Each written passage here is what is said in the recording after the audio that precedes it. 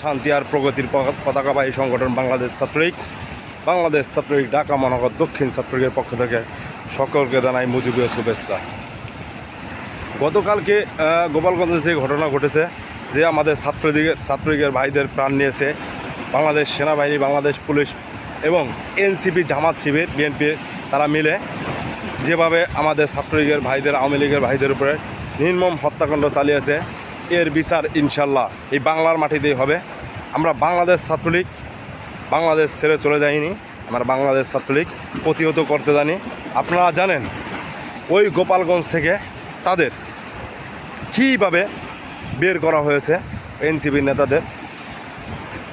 শেখ হাসিনা যেই সেনাবাহিনীর ট্যাঙ্ক কিনে এনেছিল জাপান থেকে, সেই ট্যাঙ্কে করে এনসিপির নেতারা পালিয়েছে।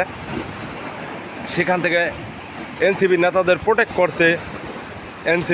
প্রোটেক্ট করতে সেনাবাহিনী আওয়ামী লীগের উপরে, সাধারণ জনগণের উপরে বৃষ্টির মতো গুলি ছড়ে, সেই গুলিতে আমাদের ছাত্রলীগের ভাইয়েরা, আওয়ামী লীগের ভাইয়েরা নিহত হয়। ইনশাল্লাহ এর বিচার একদিন হবে।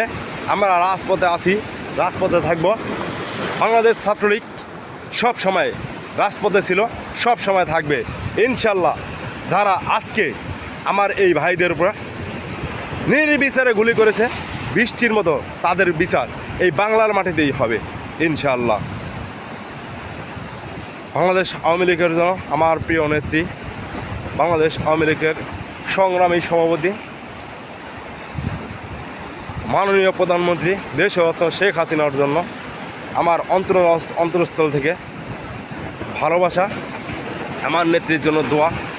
আমার নেত্রী ইনশাল্লাহ ফিরে আসবে গরিবের মা হয়ে, দুঃখী মানুষের বন্ধু হয়ে, এই বাংলার 20 কোটি মানুষের বন্ধু হয়ে এবং দারিদ্র্যমুক্ত বাংলাদেশ গড়ার লক্ষ্যে আমার নেত্রী আবার এই বাংলার মাটিতে পা রাখবেন ইনশাল্লাহ।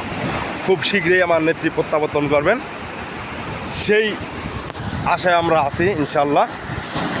বাংলাদেশ ছাত্রলীগ সবসময় যেভাবে জীবন দিয়ে বাংলাদেশকে রক্ষা করেছে, আমরা আবারও সেইভাবেই জীবন দিয়ে রক্ষা করার চেষ্টা করছি ইনশাল্লাহ।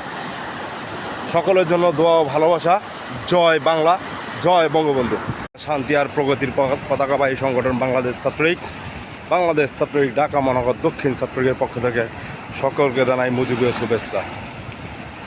গতকালকে গোপালগঞ্জে যে ঘটনা ঘটেছে, যে আমাদের ছাত্রলীগের ভাইদের প্রাণ নিয়েছে বাংলাদেশ সেনাবাহিনী, বাংলাদেশ পুলিশ এবং এনসিপি, জামাত শিবির, বিএনপি তারা মিলে যেভাবে আমাদের ছাত্রলীগের ভাইদের, আওয়ামী লীগের ভাইদের উপরে নির্মম হত্যাকাণ্ড চালিয়েছে, এর